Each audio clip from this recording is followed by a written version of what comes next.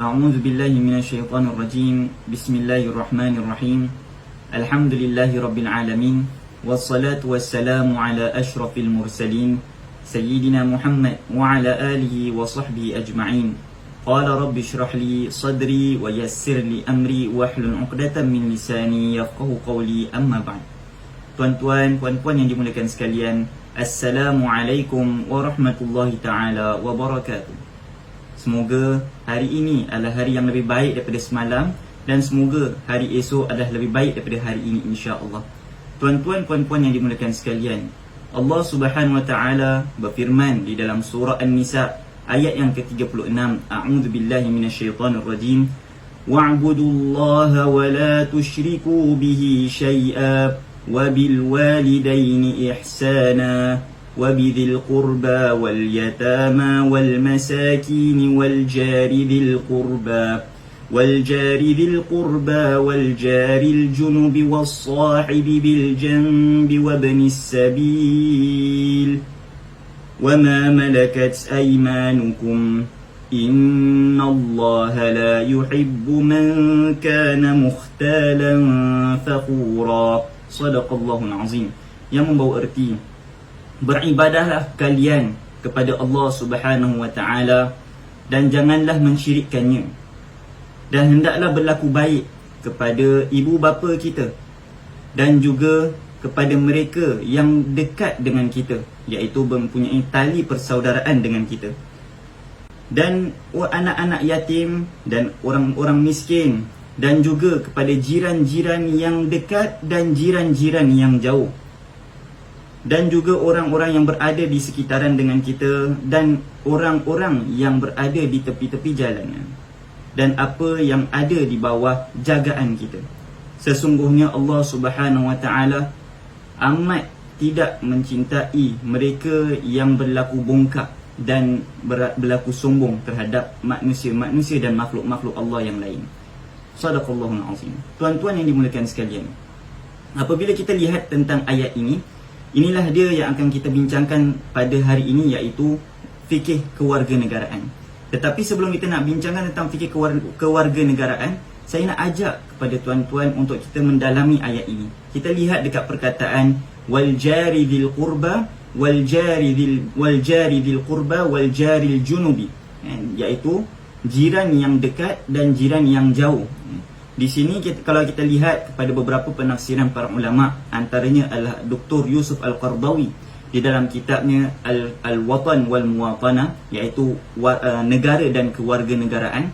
Dr. Yusuf Al-Qardawi memberikan sedikit penelitian terhadap ayat ini, adat perkataan ini, dan melihat bahawasanya jiran yang dekat itu adalah jiran yang berada dekat dengan kita, mungkin dari sudut tempatnya, mungkin dari sudut darahnya, ataupun mungkin dari sudut orang yang berdekatan dengan satu negeri. Jadi di sini tuan-tuan yang dimuliakan sekalian, ayat Al-Quran ajak kita untuk jadi orang yang baik walaupun di mana kita ada. Nah tuan-tuan, antara perkara-perkara yang boleh kita kaitkan dengan topik kewarganegaraan, kita nak bincangkan tentang topik isu negara. Apa yang dijadikan sesuatu itu, sebuah tempat itu adalah satu negara besar. Tetapi sebelum kita nak bincangkan tentang isu ini, saya nak ajaklah kepada tuan-tuan kita lihat kepada beberapa prinsip yang telah ditunjukkan oleh baginda Rasulullah sallallahu alaihi wasallam. Prinsip yang apabila kita melakukannya ataupun kita mengamalkannya, kita jadi orang yang baik dan juga jiran yang baik. Kalau kita lihat, Rasulullah sallallahu alaihi wasallam meletakkan beberapa garis pandu. Antaranya adalah jangan kita pernah menghina orang, jangan kita mencela seseorang itu, dan janganlah kita memberi gelaran-gelaran yang buruk, jangan kita pula buruk sangka, dan jangan pula kita berlaku riba ataupun kita mengumpat, membuka aib-aib saudara kita. Dan kemudian janganlah kita antara orang-orang yang sentiasa mencari kesilapan orang lain, iaitu sentiasa melakukan satu perkara yang dinamakan sebagai namimah, ataupun satu perkara yang membuat saudara-saudara kita hilang kehormatannya. Maknanya kita fitnah dia, kita melakukan cerita-cerita buruk tentang saudara kita. Ini pun diberikan sebagai satu kategori yang dinamakan sebagai buhtan, iaitu kita memfitnah dan kita membohongi saudara kita. Antara perkara yang Rasulullah SAW berikan, prinsip yang lain adalah dengan kita menjaga kehormatan saudara kita, baik dengan perkataan kita, baik dengan perbuatan kita, baik dengan tingkah laku, muka kita dan sebagainya. Dan antara perkara yang Rasulullah SAW anjurkan untuk kita melakukannya dan untuk kita menjaganya adalah menjaga juga darah saudara-saudara kita. Dan dimaksudkan dengan darah saudara-saudara kita bukanlah saudara-saudara Muslim sahaja, tetapi saudara-saudara yang bukan Islam. Marilah kita lihat ada beberapa garis pandu daripada baginda Rasulullah sallallahu alaihi wasallam. Apabila tahun Rasulullah SAW pergi haji, dan pada waktu itu beberapa riwayat mengatakan adalah pada tahun yang ke-10 Hijrah. Rasulullah SAW ketika melakukan ibadah haji tersebut, umat Islam yang baru sahaja masuk Islam pada ketika itu pada tahun yang ke-9, yang dinamakan juga sebagai tahun Amul Wufud, tahun yang mana banyaknya kumpulan-kumpulan kabilah-kabilah orang-orang yang bukan Islam datang berjumpa dengan Rasulullah sallallahu alaihi wasallam. Antara kabilah-kabilah yang datang berjumpa dan beriman dengan Rasulullah sallallahu alaihi wasallam pada ketika itu adalah kabilah yang diketuai oleh seorang lelaki yang handsome, seorang lelaki yang tampan, sehingga kan Rasulullah sallallahu alaihi wasallam menyifatkan lelaki ini sebagai Nabi Yusuf, ataupun kecantikan dia tu sama macam kecantikan Nabi Yusuf. Rasul bersabda, inilah dia sahabat aku yang Yusuf ummati, Yusuf umat aku. Siapakah sahabat tersebut? Inilah dia sahabat yang bernama Jarir bin Abdullah Al-Bajali. Jarir bin Abdullah Al-Bajali ini apabila masuk Islam pada tahun ke-9, beliau juga ikut Rasulullah SAW pergi haji pada tahun yang ke-10 Hijrah. Tatkala Rasulullah SAW melakukan ibadah haji, Rasul panggil Jarir bin Abdullah Al-Bajali ini, dan Rasul pun berkata kepada Jarir, dan Rasul bersabda di dalam sebuah hadis yang telah diriwayatkan oleh Imam Muslim dan Imam Al-Bukhari di dalam kitab Al-Iman. Apa Rasulullah SAW sabdakan? Rasulullah bersabda, la tarji'u ba'di kuffaran yadribu ba'dukum riqaba ba'din. Janganlah kamu dan juga orang-orang yang kabilah-kabilah kamu dan umat-umat Islam yang masuk Islam, janganlah kamu kembali kufur sehingga kan bunuh antara satu sama lain. Inilah dia yang Rasulullah SAW highlightkan kepada kita. Jaga darah saudara kita, darah saudara se-Islam. Daripada mana pula kita dapat faham darah saudara yang bukan Islam? Di sini kalau kita lihat, ya tuan-tuan yang dimuliakan sekalian, ada beberapa riwayat-riwayat lain yang disebutkan oleh baginda Rasulullah sallallahu alaihi wasallam yang telah diriwayatkan oleh Imam Al-Bukhari juga, dan juga riwayat Imam An-Nasa'i. Rasulullah bersabda, man qatala mu'ahadan lam yarah raihatal jannah. Barang siapa yang membunuh orang yang bukan Islam, tetapi berlaku baik, ada mu'ahad. Mu'ahad ni apa? Ada perjanjian baik antara orang Islam dengan orang yang bukan Islam tersebut. Jadi kalau siapa-siapa yang membunuh orang yang non-Muslim tersebut, maka beliau ni tidak akan dapat mencium bau syurga. Bahkan Rasulullah SAW pun sambung lagi dalam riwayat tersebut, wa inna rihaha, dan sesungguhnya bau syurga itu yujad min masirati arba'ina aman, bahwasanya bau syurga itu dapat kita hidup 40 tahun lagi. Sebelum datang syurga, sebelum datang 40 syurga, perjalanan 40 tahun tu dah dapat cium bau syurga. Tapi ada orang tak dapat cium bau syurga tu, kenapa? Bukan dia bunuh orang Islam, bukan dia bunuh orang yang sama kiblat dengan dia, tetapi dia bunuh orang yang bukan Islam, yang ada perjanjian baik dengan orang Muslim. Dan dalam riwayat yang lain pula, Rasulullah SAW pun pernah bersabda, man qatala rajulan min ahli zimmah, barang siapa membunuh seorang lelaki yang ada ahli zimmah. Apa tu ahli zimmah? Inilah dia semua topik-topik, istilah-istilah yang akan kita gunakan dan akan kita bincangkan semasa kita bincangkan tentang fikir isu-isu semasa ini. Barang siapa yang membunuh ahli zimmah, maka beliau ini tidak akan mencium bau syurga.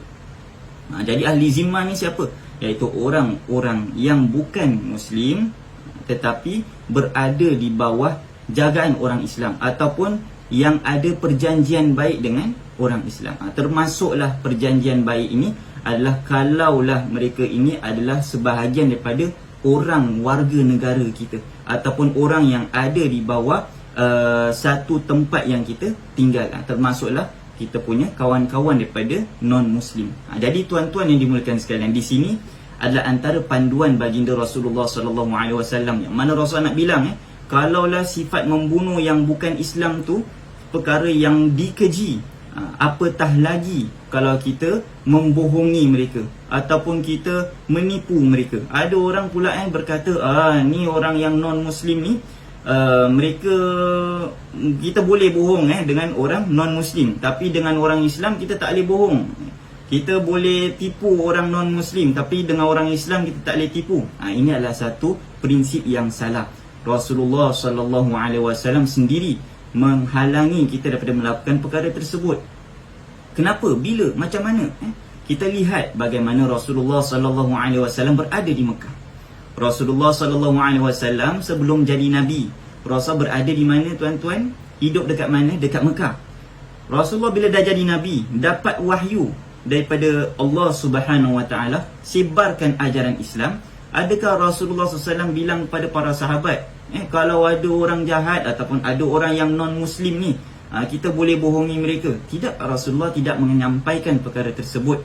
Bahkan Rasulullah sendiri yang menunjukkan untuk kita buat baik kepada orang yang non-Muslim ini. Bukannya maknanya kita tinggalkan buat baik dengan orang Islam, bukan. Tapi apa yang saya nak ajak kepada tuan-tuan sekalian, untuk bukan sahaja kita besar-besarkan non-Muslim kita tolong buat baik, dengan orang Islam kita tak buat baik. Bukan itulah apa yang nak saya kongsikan di sini. Tetapi apa yang saya nak kongsikan di sini adalah perkara kebaikan tu kepada orang Islam tu adalah perkara yang sudah semestinya kita buat.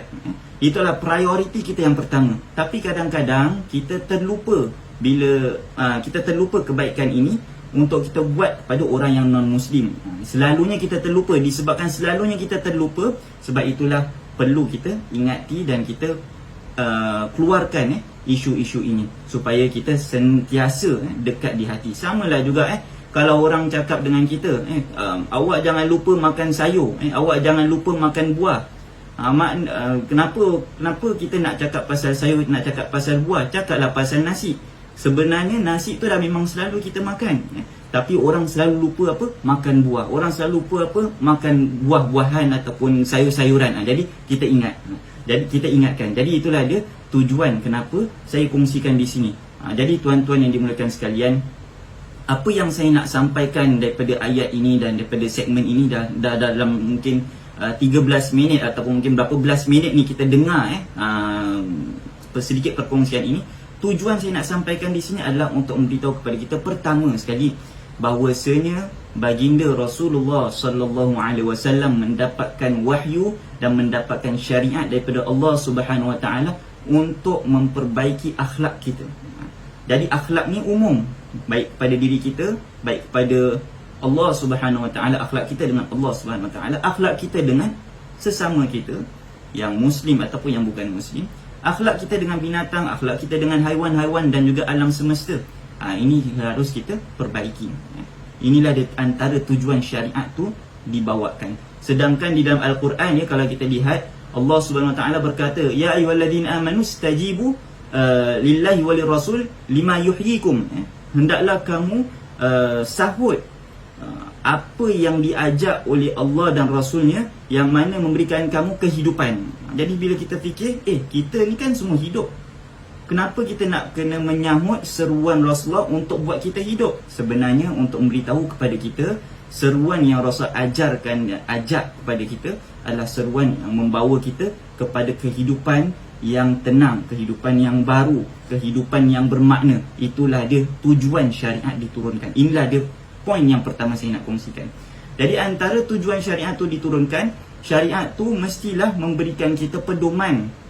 Syariat itu mestilah memberikan kita guidance, baik dalam kita berhubungan dengan sesama manusia, termasuklah dalam keadaan kita hidup sebagai warga negara yang minoriti, di dalam sebuah masyarakat yang majoritinya bukan orang Islam.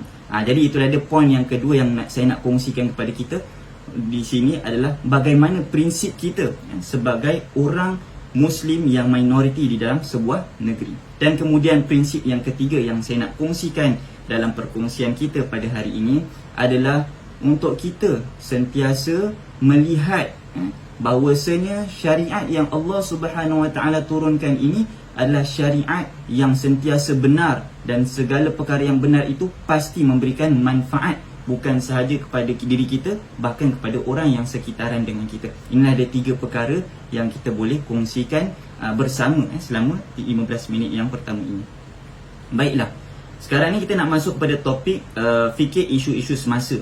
Jadi bila kita dah tahu tentang prinsip yang Rasulullah SAW letakkan, dan kemudian bagaimana prinsip Rasulullah SAW terhadap orang yang non-Muslim, yang mempunyai hubungan baik dengan orang Islam dan sebagainya, marilah sama-sama kita bincangkan tentang konsep ini, kita cuba applykan dalam topik negara ataupun topik kewarganegaraan. Saya kasih soalan kepada tuan-tuan yang dimuliakan sekalian. Apa yang bakal terjadi kalaulah kita tidak membincangkan isu ini, ataupun kalaulah kita cakap alah negeri, kewarganegaraan, citizenship, apa kita nak bincangkan tentang masalah ini? Tak payahlah.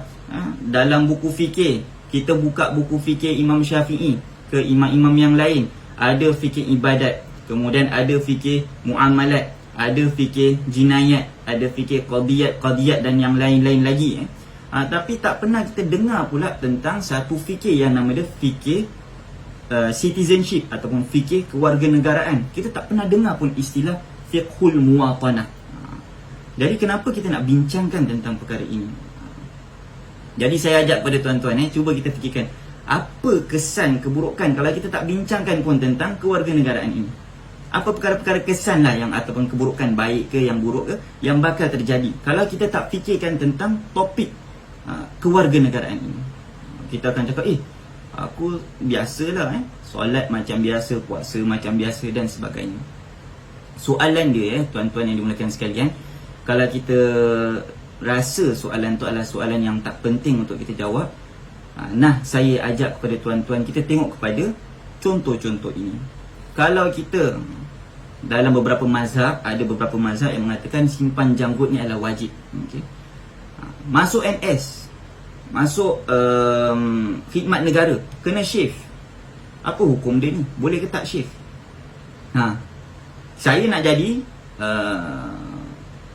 umat Islam yang patuh pada perintah Rasulullah SAW, dan saya juga adalah warga negara Singapura. Macam mana ni? Saya nak pakai apa? Nak kena staykan jambang saya mengikut pada beberapa riwayat daripada Nabi SAW yang mengatakan janggut ni adalah wajib, ataupun saya kena shave juga sebab saya adalah warga negara Singapura. Jadi kita akan mula terfikir, macam mana kita akan cakap, kalau gitu kita tak boleh lah, kita tak boleh kita tak boleh indahkan perintah Rasulullah SAW. Jadi kita kena simpan janggut dan sebagainya. Inilah antara isu-isu yang akan kita timbul, akan kita bincangkan dalam topik isu fikir semasa. Nampak tak betapa pentingnya kita bincangkan tentang fikir warga negara, citizenship. Antara dalam perkara-perkara fikir kewarganegaraan, citizenship ni, kita akan membincangkan juga tentang ekonomi dalam negeri tersebut. Ekonomi dalam negeri tersebut, kita gunakan ekonomi apa? Dan kemudian kita pun akan bincangkan juga tentang nak membeli rumah dekat Singapura ni. Dah tak ada tools lain, dah tak ada financial tools yang lain. Sebab semua abide kepada, ataupun semua tunduk patuh kepada constitution yang dah diletakkan dalam law negara. Jadi kita akan bincangkan betapa sucinya constitution tersebut untuk kita tunduk dan kita patuhi. Maaf ya kalau saya menggunakan perkataan tersebut, tetapi ini adalah antara isu-isu penting kenapa saya nak ajak kepada tuan-tuan sekalian untuk kita bincangkan tentang fikir isu semasa yang ada kaitan dengan citizenship ataupun kewarganegaraan. Kita akan mungkin fikir ni adalah topik yang tak penting. Tetapi kita tahu tak tuan-tuan yang dimuliakan sekalian, bahawasanya umat Islam mempunyai population yang paling banyak dekat dunia ini. Dan umat Islam, kalau kita tengok pada ranking dunia, adalah second largest religion yang ada dekat dunia ini. Tetapi antara second ataupun berapa juta orang dan bilion orang yang hidup sebagai umat Islam yang hidup pada zaman ini di dunia ini, di dalam earth ini, 1/3 ya tuan-tuan. 1/3 ni bukan satu benda yang kecil, dia adalah satu benda yang besar. 1/3 daripada umat Islam ini hidup dekat dalam negeri yang bukan Islam, ataupun negeri yang majoriti dia bukan Islam. Jadi inilah dia isu-isu yang akan kita bincangkan pada bulan ini. Jadi tuan-tuan yang dimulakan sekalian, saya ajaklah kepada tuan-tuan untuk kita menghayati dan kita cuba meneliti apakah kajian-kajian ulama yang dah bincangkan tentang topik ini. Dan kita pun akan mungkin mempertanyakan soalan ini, kenapa kita nak bincangkan isu ini? Ulama-ulama dulu tak bincangkan pun. Jawapan dia adalah sebab ulama-ulama dulu, pada contoh, maksud saya ulama dulu tu, ulama-ulama yang hidup pada zaman baginda Rasulullah, ulama yang hidup pada zaman tabi'in, ulama yang hidup pada sahabat tabi'in, tabi'in, sampailah habis kepada classical fikih, zaman classical fikih. Zaman classical fikih habis pada anggaran kurun yang ke-19 Masihi, 18th century dan sebagainya.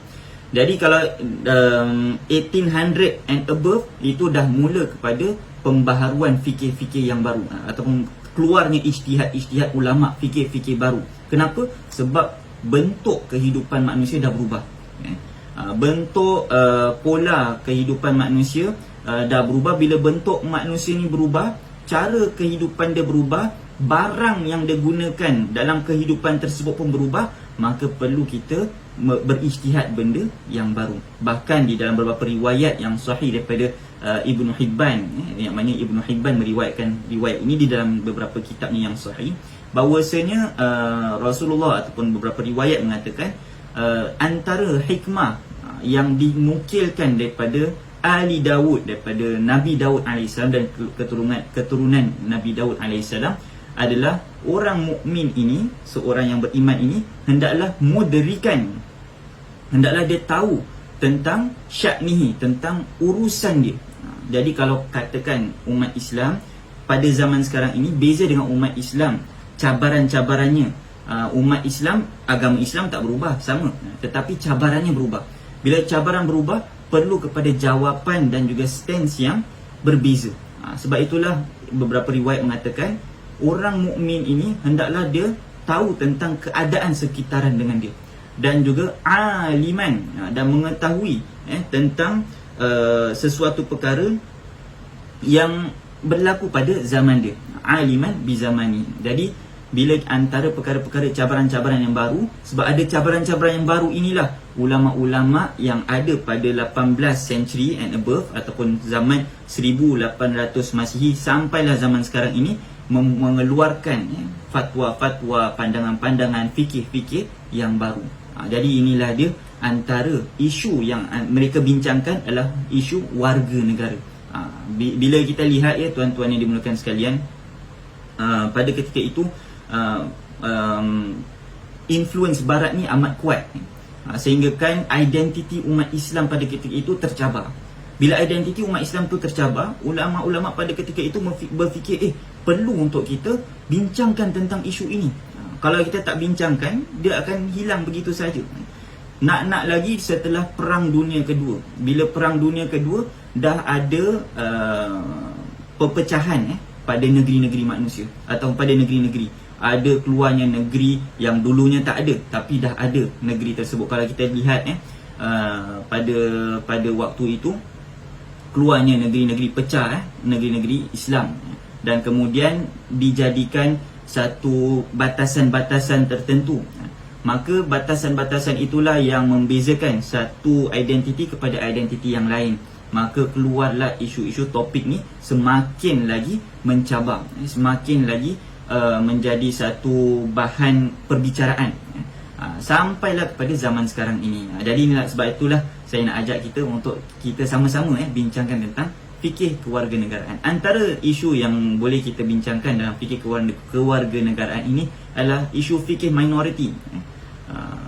fiqhul aqliyat dan sebagainya. Jadi tuan-tuan yang dimuliakan sekalian, inilah dia kenapa jawab kepada soalan saya yang tadi tu saya tanyakan, apa kesan kalau saya tak belajar tentang fikir kewarganegaraan. Kesan dia adalah kita tidak akan faham tentang perkara yang berlaku pada seharian kita ini, ataupun perkara-perkara fikir yang baru. Kita akan cakap, kenapa ni ada hukum baru, dulu tak ada, sekarang ada. Jawapan dia adalah bila kita tahu tentang isu warga negara, kewarganegaraan dan fikir kewarganegaraan ini, kita akan lebih menghayati dan kita lebih appreciate hukum-hukum yang ada. Jadi sekarang ni dah keluar tentang isu vaccination lah, isu tentang masjid ditutup, isu masjid gini dan sebagainya. Ini semua ada antara topik-topik kecil yang terkeluar daripada isu fikir kewarganegaraan. Semoga dengan kita sama-sama membincangkannya, kita dapat membuka ufuk minda kita dan kita dapat lebih mengetahui tentang keadaan zaman kita ini. Moga dengan ini Allah Subhanahu Wa Taala memberikan kita bekalan kecekalan hati dan juga ketajaman minda untuk kita merentasi bahtera lautan ataupun merentasi lautan yang bergelora ini, yang penuh dengan cabaran-cabaran, dengan menggunakan bekalan-bekalan daripada Al-Quran dan sunnah baginda Rasulullah sallallahu alaihi wasallam. Dan antara buku rujukan yang akan saya gunakan dalam perbincangan pada bulan ini adalah antara yang dituliskan oleh Dr. Yusuf Al-Qardawi. Bukunya adalah Al-Watan wal Muwatanah, iaitu negara dan kewarganegaraan. Dan saya juga akan mengambil beberapa pandangan yang telah dikemukakan oleh Dr. Ali Gumu'ah di dalam kitabnya An-Namadhij Al-Arba'ah tentang perkara-perkara ini, fi ta'ayush ma'al akharin, 4 contoh Nabi SAW dalam berhadapan dan juga deal dengan orang-orang yang bukan Islam. Antara lagi rujukan yang akan saya gunakan adalah Sahifah Madinah, ataupun artikel yang telah disepakati oleh para sahabat dan baginda Rasulullah SAW ketika membuat kota Madinah, seakan-akan constitution yang ada pada waktu ataupun pada negeri Madinah. Itu antara constitution yang bertulis yang pertama yang ada di dunia ini. Jadi kalau kita cakap tentang constitution, Rasulullah SAW pun ada membuatkan satu constitution yang boleh membuatkan masyarakat ni bersatu. Jadi itulah dia yang akan kita bincangkan pada minggu ini. Sehingga kita bertemu lagi dalam keadaan kita yang lebih baik, dalam keadaan kita yang hendak mencari kebenaran, dalam keadaan kita sentiasa menginginkan rahmat Allah Subhanahu Wa Taala. Kita doa moga Allah Subhanahu Wa Taala bantu kita dengan berlaku rahmah dahulu kepada saudara-saudara kita. Wallahu a'lam bissawab. Sehingga kita bertemu lagi. Assalamualaikum warahmatullahi taala wabarakatuh.